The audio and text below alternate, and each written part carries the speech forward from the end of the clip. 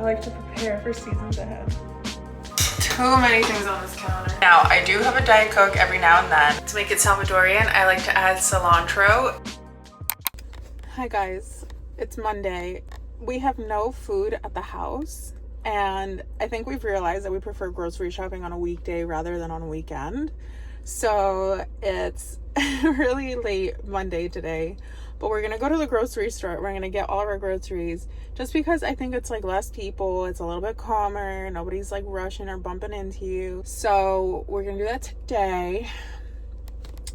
I'm just letting the car warm up. I really like the way my haircut came out. I don't think it seems that way in the video or in my previous vlog, but it looks kind of uneven. I think this side is I think this side is looks a little bit longer, but that's because for some reason on my left side of my face, I like layered it, and then on my right side, I didn't. I didn't want to cut any more hair or just make it like look weird, so I just left it, and so one side of my head has more layers than the other. Once I start working again, that's when I'm gonna probably go to like a hair salon and get them to like, you know, fix it properly or whatever.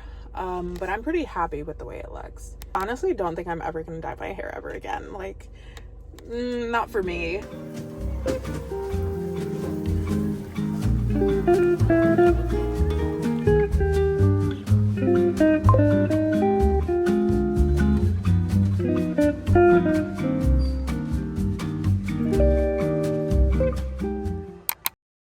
So I went to get my eyebrows done, and I was just walking around looking at some of the little shops because they're like, you know, they're not like name brand shops, they're just like small businesses.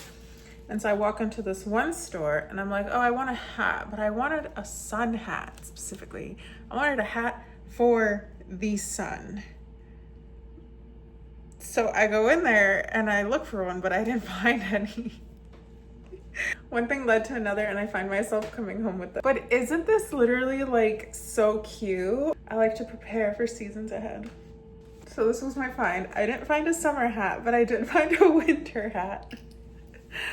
Now I have to get like a fun, like either matching pink or like a black jacket or something, even like ivory or beige, I don't know. So we've been watching The Sopranos during dinner, and one of the episodes of season 2, they're doing some illegal underground pokering, and so when they're discussing how much they've made through the night, they're referring to the quantity in amounts of ziti. So they're like, oh, 45 boxes of ziti, 80 boxes of ziti. And in season 1, Carmela offers Tony, she's like, oh, I got some big ziti, and I think she also offers Father Intantola some big ziti, and he's like, oh, your big ziti is amazing. So we're gonna make big ziti for dinner. Big ziti, I think, is pretty straightforward. Ziti, marinara sauce, ricotta, mozzarella, and parmesan. I'm just gonna put the pasta to cook. Too many things on this counter.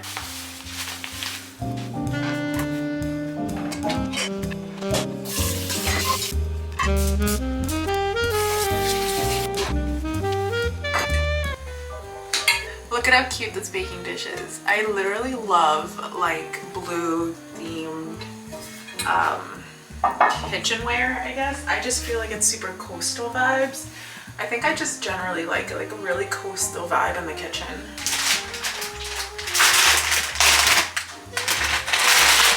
I'll just make it with, oh wait, penne.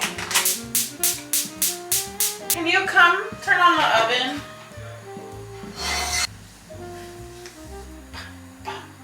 To this, we're going to do part ricotta, parmesan, and part egg.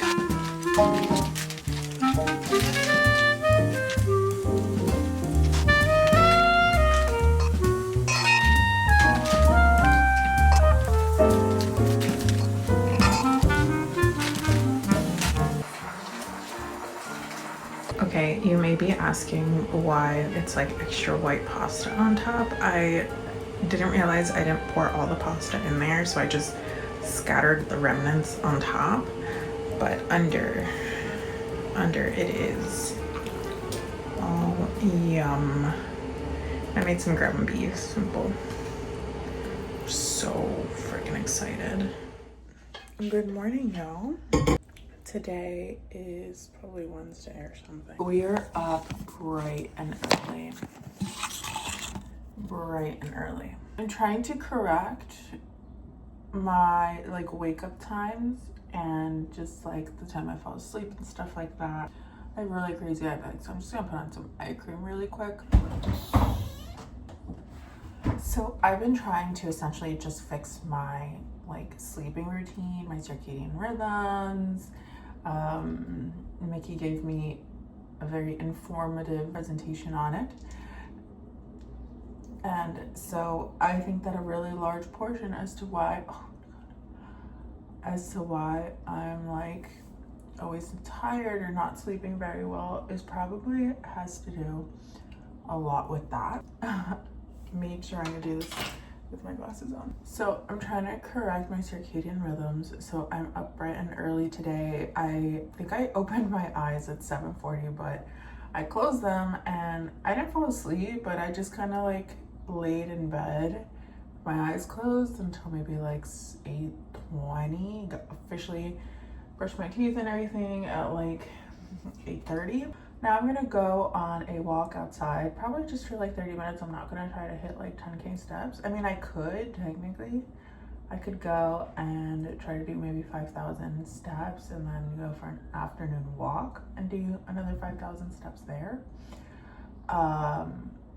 So that's just an idea, but I definitely want to go outside. I don't want to be on my phone, even though I'm on my phone just to record, but I'm not going to do anything else. I'm not going to like open my laptop or, you know, turn on the TV. I'm just going to have like a really smooth and easy morning. I really wanted to buy some like eye patches, but then my friend essentially de-influenced me and she's like, you can just put spoons in your fridge and it does the same thing. And I'm like, you know what? You are so right. I do want these Peter Thomas Roth eye patches. I think they're like $75 and they're a little pricey, but I hear that they're really good and I hear that they're really good.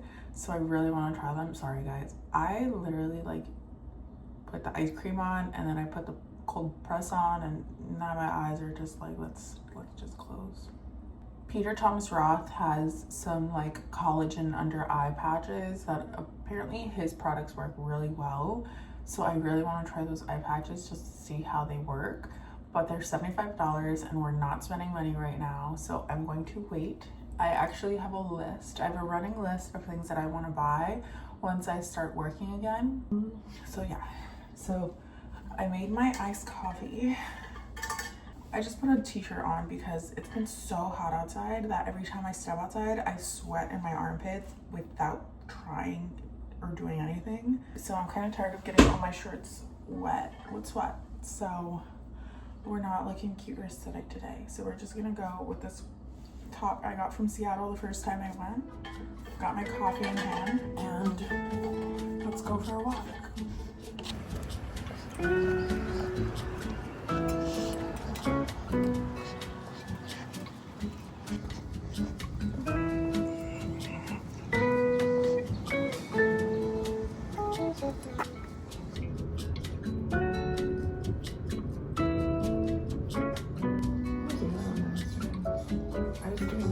Oh my god, that's so bad. I did this, and then I did this.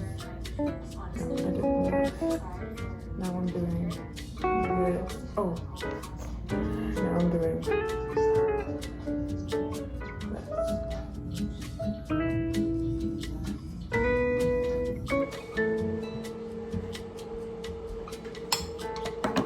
I'm gonna go ahead and prep a snack really quick. Not the biggest fan of like sour or like sweet, super sweet fruits with my yogurt. I'm kind of the same way with pastries. Like I don't like fruit in my pastries. It just, the texture is just too different. I need it to be soft. So this is our ensemble, if you can see it.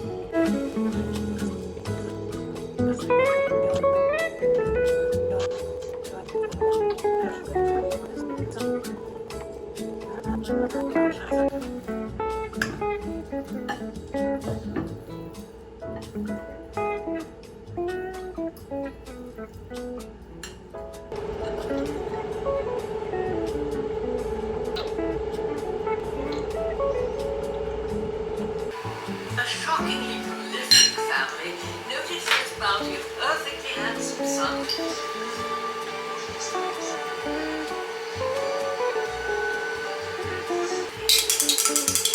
So I used to have a burping problem, and I'm pretty sure it derived from the aspartame inside of Diet Cokes and just like drinks, carbonated drinks like that. And it says aspartame is a artificial non-saccharide sweetener used globally as a low-calorie sugar substitute in thousands of foods and beverages. Provides a sweet taste with a fraction of the calories. It's often found in diet or sugar-free foods. Aspartame itself does not directly cause gas, but the foods and beverages containing it often do. Aspartame is frequently paired with sugar alcohols and sugar-free candies and baked goods. These are poorly absorbed and ferment in your large intestine, creating gas and bloating. So I reduced the amount of Diet Coke I was drinking, and lo and behold, I haven't burped as much. Now, I do have a Diet Coke every now and then. The seltzer waters that I get from Trader Joe's don't have aspartame in it. So that's also kind of helped fill the void of like a carbonated drink that has no sugar but has some sort of fun taste. So that's been kind of like my new go-to. Everything in moderation, right? Like you don't have to stop doing things, you just have to like regulate yourself. I've took a look at the video that I was gonna post for Friday. I don't really know what my kind of like style, like video style is going to be yet. I just think that the star is like so cute. Like my favorite video transition out of all of them.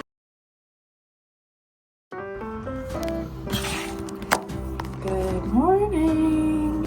Guys, it's literally 2023 all over again. There's like Canada fires and air quality is like horrible.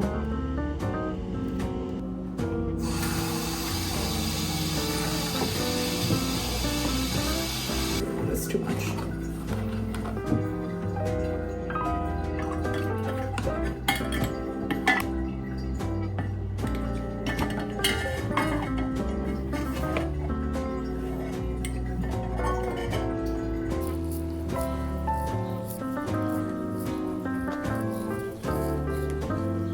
So I hit 3 miles and almost 7,000 steps, which is way more than I wanted to.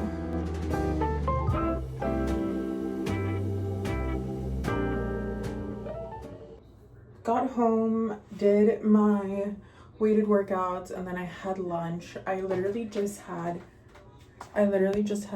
riced cauliflower, couscous, and grilled chicken breast. I'm trying to tone up, so I'm cutting down. No avocado, no fats, but I am eating tortilla chips, so I'm giving and taking a little. I've just washed my hair. This is my first time washing my hair post haircut. I might blow out my bangs, but I really kind of don't want to blow out my whole hair. So we're gonna give my hair a break this week, unless midweek I like change my mind or something. But these are the current products that I'm trying to get rid of. This is the Olaplex number 9 Bond Protector. And this is just the Lotta Body with coconut oil and shea oils Wrap Me Foaming Mousse. I do have the Kérastase Paris Elixir Ultime.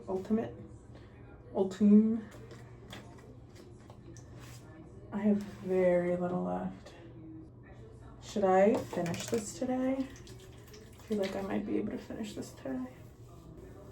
I was just having a conversation with myself in the shower, and I was like, like, what do I have so many things in my storage unit, right? Like, that are maybe 60% just like things from my childhood, like toys and books and stuff like that. And then the rest is like more present day kind of stuff. And I'm just like, should I like get rid of stuff, or should I just like hold on to it until I have kids? We did it. There's nothing coming out. Okay, cool. So I don't know. What do you guys think I should do? Should I like throw away stuff, or should I leave them? Because I think I'm gonna leave them and then just keep them until I have kids. But then at the same time, I'm like, I kind of want to part with things that I know I'm never gonna use or look at again. I feel like I should partially wait until I get like a house or like a more permanent like home that I know I'm gonna be in for like decades, and you know, then go from there. But at the same time, I am spending money on a storage unit, and unfortunately, like, I'm trying to see more money go into my pocket rather than go elsewhere. So we'll see. I think I have high porosity hair. I've been trying to figure that out for like the longest. I'm pretty sure I have high porosity hair, but sometimes people confuse me and I'm like, oh, maybe I have low. But I think it just depends on how easily your hair gets wet.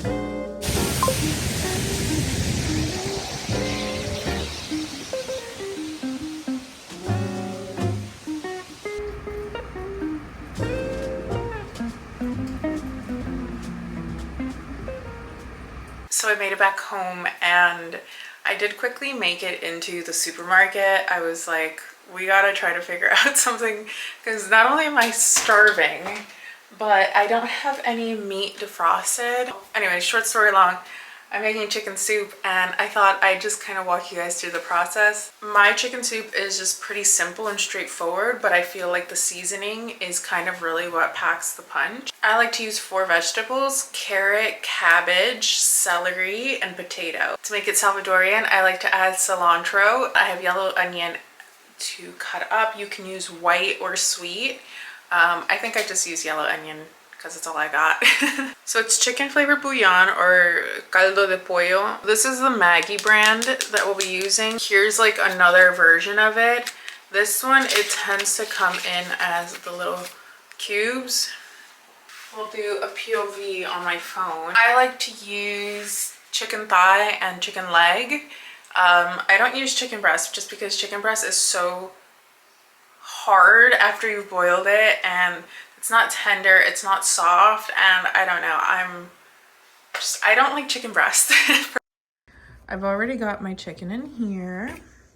It's looking really pale and it's kind of looking like doggy food, but you have to just kind of trust the process. So I'm going to do the potato, the carrot, and the celery, especially in the beginning stages of this. The carrot has like a sweet taste to it. The sweetness of the carrot will blend really nicely with the chicken. It's starting again. So we're about to do 1 tablespoon of the chicken bouillon. So I'm gonna get out my cutting board. I'm just gonna speed run and do this really quick.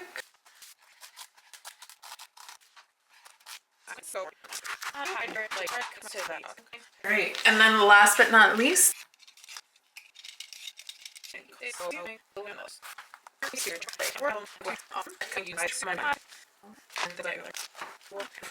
this will go into our soup last. So I'm just going to try to blend this in. So my chicken is already so tender that it's falling apart. We need to give this more color because a few pieces of celery, the potato, and the carrot, not enough color for me. We have our cilantro, and I like to just cut like maybe a little bit of the stems.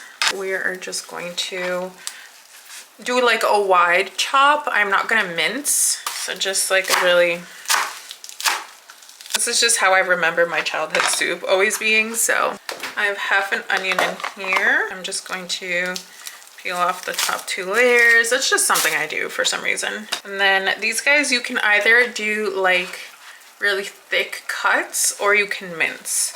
I'm going to add in my celery. Whoa, what is this? I'm going to add in my cilantro, and I'm still holding off on the cabbage, maybe in the last 5 or 10 minutes because cabbage cooks pretty quickly. So I'm just really quickly putting in my seasoning. So I've just put in garlic, onion, and then a little bit of Italian seasoning. You can stop here with all your ingredients. Obviously you can add whatever you'd like. What I'm going to do, because I just have this in the fridge and I'm kind of feeling a little experimental, I'm going to add in some green onion. This green onion looks so fresh too, just to give it a little bit more color. So I'm going to go ahead, you see how it's almost at the 3-quart line. I'm gonna go ahead and add enough water so that it meets that 3-quart line. And this is just so that not only do I have enough soup, like enough soup to vegetable to meat ratio, but it's also so that like, because water is evaporating as it goes, I want there to still kind of be enough to cook everything and cook the vegetable and cook the potato while also still giving us like some soup broth. And we should be ready to eat. So this is now going to sit like this for another maybe 30 minutes.